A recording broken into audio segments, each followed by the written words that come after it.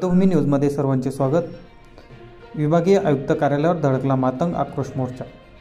सरकारने मातंग समाजाचे प्रश्न सोडवावे, सचिन साठे यांची मागणी।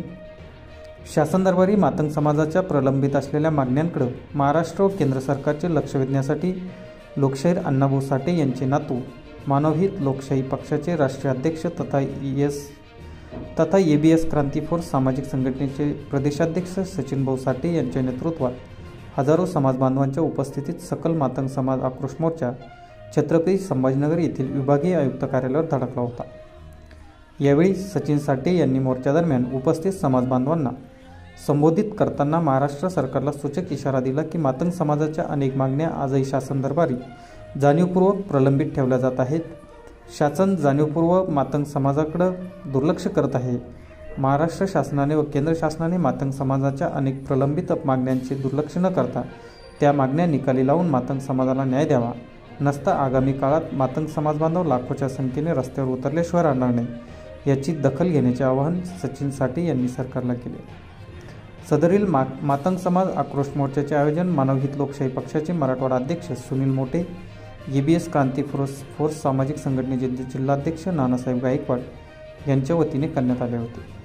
यावेळी सदरील मोर्चात मानवहित लोकशाही पक्षाचे प्रदेशाध्यक्ष आर.बी. साठे, सकाराम आहिरे, जिल्हा निरीक्षक सकाराम आहिरे, जिल्हाध्यक्ष विनोद गायकवाड, जिल्हाध्यक्ष हनुमंत क्षीरसागर, जिल्हाध्यक्ष रामप्रसाद कसाब, कामगार जिल्हाध्यक्ष रॉबिन कसबे, जिल्हा उपाध्यक्ष संतोष वाहुळ, जिल्हा कोषाध्यक्ष सुखदेव कांबळे, जिल्हा संपर्क प्रमुख सुनील जोगदंड, जिल्हा संघटक सुखदेव खाजेकर, शहर संघटक अरुण साठे, सामाजिक कार्यकर्ते आकाश बागुल, दीपक खैरनार, उमेश त्रिभुवन, कैलास शिंदे, विनायक वाघुले, संतोष पवार, श्रीमती सुवर्णा साबळे, श्रीमती हिराबाई भालेवार, ज्ञानेश्वर नाडे, सुरेश नाडे, रोहिदास आस्वार, विलास खोतकर, नामदेव खेत्रे, किशोर आस्वार, बाबूराव अहिरे, फकीरचंद तांबे, साहेबराव अहिरे, संदीप मनाकर, संतोष पवार, अविनाश बागुल, कृष्णा दणके, भारत मानकर यांच्यासह विविध सामाजिक संघटनेचे पदाधिकारी, सामाजिक कार्यकर्ते यांनी आपला सहभाग नोंदविला होता।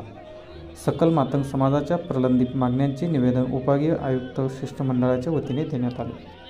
न्याय मिळणं हे फार महत्त्वाचं आहे। न्याय मिळाल्याशिवाय आपण जिंकलो असं होत नाही।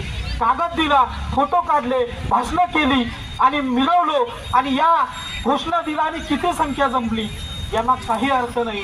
जोपर्यंत कसारेच्या कुटुंबाला न्याय मिळत नाही, जोपर्यंत महामंडळाला 2000 कोटीचं बजेट मिळत नाही, समाजातल्या तळागाळातल्या लोकांना न्याय मिळत नाही, आपली माणसं लोकसभेच्या विधानसभेच्या सभागृहामध्ये जोपर्यंत आपण निर्माण करत नाही तोपर्यंत न्याय मिळत नाही।